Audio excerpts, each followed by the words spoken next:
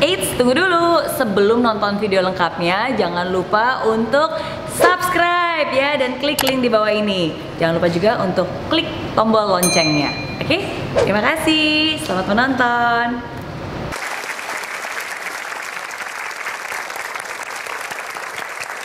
Baik pemirsa, terima kasih Anda masih bersama kami di I'm Possible. Dari Impossible jadi I'm Possible. Bicara mengenai hutang, hutang ini menjadi momok yang menakutkan ya Miss ya. Betul. Nah tadi di awal Miss sudah memberikan satu tips, yaitu sadar diri dulu bahwa yang kita lakukan ini adalah salah. Yes. Nah langkah-langkah berikutnya untuk mengatasi hutang ini apa? Oke, jadi setelah kita menyadari bahwa ini adalah sebuah masalah. Sebuah masalah di mana kalau kita cuekin, kita lari, itu makin lama masalahnya makin lama makin besar ya. Masalah itu tidak akan hilang begitu saja. Oke? Jadi pertama harus diakui. Nah, yang kedua, karena ini ngomongin tentang hutang itu adalah tentang angka, oke, jadi harus dihitung. Oke? Nah, jadi langkah kedua saya tulis di sini. Harus diapakan? Dihitung. Oke? Jadi harus tahu dengan jelas, oke, dan buat listnya, perhitungan. Pertama, apa saja hutangnya? Hutang di mana saja, berapa hutang pokoknya, berapa bunganya. Oke, jadi yang dilakukan oleh netizen tadi yang ngirim, yang bikin postingan itu sebenarnya sudah benar. Dia sudah melist down semuanya. Hutang di online berapa, hutang sama teman berapa, hutang sama tetangga berapa, buat perhitungan. Termasuk juga menghitung cash flow. Cash flow itu berarti pendapatan Anda setiap bulannya itu berapa, pengeluaran Anda setiap bulannya juga berapa. Termasuk hitung juga aset apa yang Anda miliki. Oke, jadi barang-barang berharga apa yang Anda miliki sekarang nilainya berapa. Nah, kenapa hitung-hitungan ini menurut saya itu harus tertulis dan harus dihitung? Karena dari sinilah baru kita akan bisa melihat apa nih solusi-solusi yang bisa kita lakukan. Karena ada banyak, sama seperti banyak jalan menuju kesuksesan, ada juga banyak jalan menuju bebas hutang. Oke, nah jadi untuk tahu alternatifnya jalannya apa saja, kita harus tahu nih kapasitas kita di mana, hutangnya berapa, asetnya berapa, pemasukan berapa, pengeluaran berapa. Ya, jadi itu langkah yang kedua. Oke, langkah yang ketiga. Nah, langkah ketiga ini penting. Paling penting menurut saya dibandingkan semuanya. Langkah yang ketiga, sebelum nanti Anda mendengar solusinya, sebelum Anda tahu solusinya, Anda harus ikhlas. Harus apa? Ikhlas. Kenapa harus ikhlas? Karena mungkin ada beberapa solusi yang menjadi berat untuk Anda lakukan. Mungkin Anda harus bisa merelakan rumah yang mungkin Anda tinggali sekarang untuk dijual, merelakan barang-barang yang mungkin berharga untuk Anda, untuk sementara digadaikan mungkin. Oke, harus ikhlas karena mungkin akan ada beberapa omongan orang yang sekarang mungkin jadi tahu Anda jadi punya hutang dan Anda harus bisa menurunkan gaya hidup Anda, ya. Jadi ada banyak hal yang harus diikhlaskan. Kalau Anda terlilit hutang, itu hutang rumah, Anda baru sadar bahwa ternyata Anda mengambil hutang yang sebenarnya Anda belum mampu. Oke, ikhlaskan rumahnya, ngontrak nggak apa-apa. Kalau Anda sekarang terlilit hutang karena beli mobil, ingin keren-kerenan, tapi sebenarnya Anda sadar itu nggak mampu dan itu melilit hidup Anda, memberatkan Anda, nggak apa-apa, diikhlaskan dulu. Naik motor, nggak apa-apa, ikhlas. Atau bahkan naik kendaraan umum pun sementara ikhlaskan. Oke? Terus kalau saya nanti jadi miskin gimana dong? Nanti diejekin sama teman-teman. Wih gila ternyata dia miskin.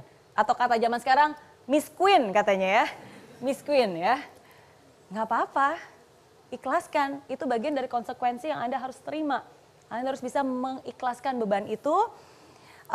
Miskin sementara nggak apa-apa.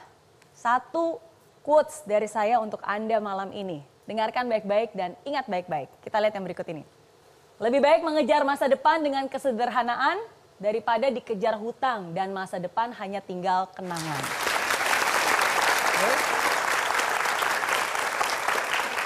Jadi ikhlas dulu. Mau diomongin orang, mau diejek, mau kehilangan rumah. Bahkan mungkin kalau harus pindah luar kota, harus pindah ke kerjaan yang lain, relakan dulu. Oke? Nah, itu yang ketiga. Baru hal yang keempat, meminta bantuan. Oke? Cari orang yang bisa membantu Anda. Pihak ketiga, konsultan keuangan atau orang-orang yang memang terlibat di dalam hutang tersebut, orang-orang yang mungkin bisa membantu meringankan atau membantu membuat sistem pembayaran yang lebih memungkinkan. Tapi ini sifatnya teknikal, oke? Dan khusus untuk malam ini kita juga akan memberikan sebuah solusi. Nah, jadi saya sudah mengundang sahabat saya, bintang tamu spesial yang khusus kita datangkan, seorang pakar hutang. Jadi langsung saja, inilah Pak Iwan Hartawan. Terima kasih, Impossible. Baik, silakan Pak. Yes. Terima kasih. Baik, Pak, ini jadi apa, pakar hutang ya? Pakar hutang. Pakar hutang. Oke, Pak, ini saya pengen tahu kalau pakar hutang ini adalah pakar mencari hutang atau pakar penyelesaian hutang, betul kan? Betul. Jadi apa nih, Pak? Jadi kalau pakar hutang ini sebenarnya lebih tepatnya konsultan hutang ya. Konsultan. Iya, konsultan hutang. Membantu orang-orang yang punya masalah dengan pinjaman. Oke. Iya. Tapi bukan membantu melunasi pinjaman mereka ya? Oh, bukan. Ya? Iya, bukan. Membantu untuk mempercepat agar hutangnya cepat lunas. Oh gitu. Iya. Baik, ini backgroundnya gimana Pak, kok bisa tiba-tiba Bapak bergelut di dunia kehutangan inilah gitu. Orang biasanya menghindar dari hutang, Bapak malah masuk ke dunia ini gitu loh. Iya. Jadi awalnya saya sendiri pernah bermasalah dengan hutang. Iya. Jadi pada waktu itu usia saya masih 28 kalau ya. Saya pacaran 7 tahun, terus kemudian nggak jadi. Nggak jadi nikah apa? Nggak jadi nikah. Nggak jadi nikah ya. Nggak jadi nikah, sudah tunangan, nggak jadi nikah. Terus kemudian saya frustasi. Saya tidak bisa kontrol diri. Yang dulunya hidup itu normal-normal saja. Begitu saya bermasalah dengan asmara ini, kemudian hidupnya menjadi tidak normal. Setiap hari Jumat sore, saya itu bepergian ke banyak tempat rekreasi di seluruh Indonesia. Jadi traveler, Pak? Iya, hanya untuk melampiaskan rasa kesal.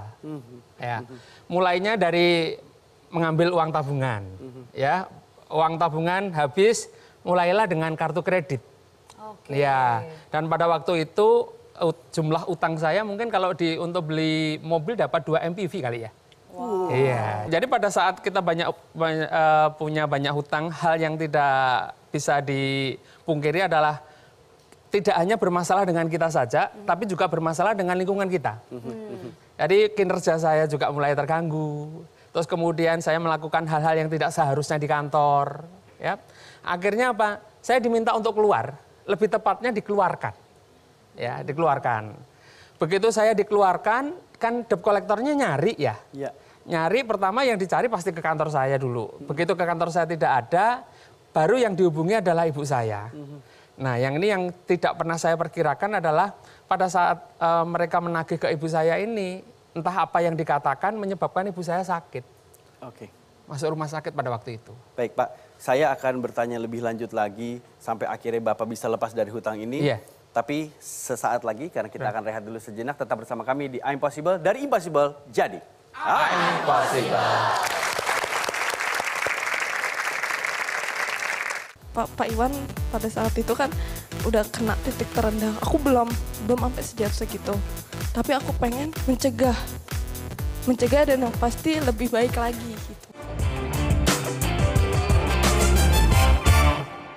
Hai friends, terima kasih ya kamu sudah menonton Impossible episode kali ini.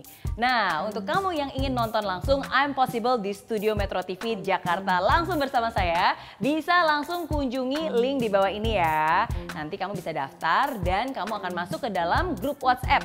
Di sana akan ada langkah-langkahnya. Dan pendaftaran gratis. Jadi tunggu apa lagi? Daftarkan diri kamu sekarang juga, bawa teman yang banyak, dan sampai ketemu di studio Grand Metro TV. Oke? Di aplikasi Mary Riana tersedia lengkap video-video YouTube terbaru saya, artikel yang up to date, post inspirasi, koleksi merchandise, workshop dan seminar yang bisa kamu dapatkan free. Dan download sekarang juga gratis.